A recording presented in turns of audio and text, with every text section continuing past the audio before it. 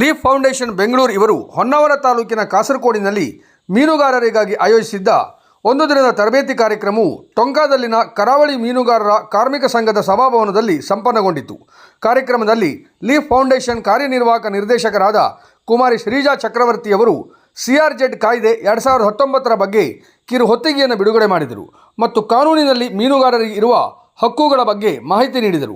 ತರಬೇತಿ ಕಾರ್ಯಕ್ರಮದಲ್ಲಿ ಕರಾವಳಿ ಮೀನುಗಾರರ ಕಾರ್ಮಿಕ ಸಂಘದ ಅಧ್ಯಕ್ಷರಾದ ರಾಜೇಶ್ ಗೋವಿಂದ್ ತಾಂಡೇಲ್ ಮತ್ತು ಸಂಘದ ಸದಸ್ಯರು, NFSFನ ಕರ್ನಾಟಕ ರಾಜ್ಯ ಸಂಯೋಜನಾ ಕಾರ್ಯದರ್ಶಿ ರಾಜು ದತ್ತಾ ತಾಂಡೇಲ್, ಕಾಸರಗೋಡು ಮತ್ಸ್ಯೋದ್ಯಮ ಸಂಘದ ಅಧ್ಯಕ್ಷರಾದ ಶ್ರೀಮತಿ ರೇಣುಕಾ ಗಣಪತಿ ತಾಂಡೇಲ್, ಸಂಘದ ಸದಸ್ಯರು, ಸ್ಥಳೀಯ ಸಾಮಾಜಿಕ ಕಾರ್ಯಕರ್ತರಾದ ಮೆಹಮೂದ್ ಕೋಯಾ ಸಾಬ್, ಜೈನ ಜಟಕೇಶ್ವರ ಯುವಕ ಸಮಿತಿಯ ಗೌರವಾಧ್ಯಕ್ಷರಾದ ರಮೇಶ್ ತಾಂಡೇಲ್, ಮೀನುಗಾರ ಮುಖಂಡರಾದ ರಾಜು ತಾಂಡೇಲ್ ಮತ್ತು ವಿವಿಧ ಮೀನುಗಾರಿಕಾ ಸಂಘಟನೆಗಳು ಭಾಗವಹಿಸಿದ್ದವು. ತರಬೇತಿಯ ಸಂಕ್ಷಿಪ್ತತೆಯನ್ನು ಕುಮಾರಿ ಸೂರ್ಯ ಅವರು ನೆರವೇರಿಸಿದರು.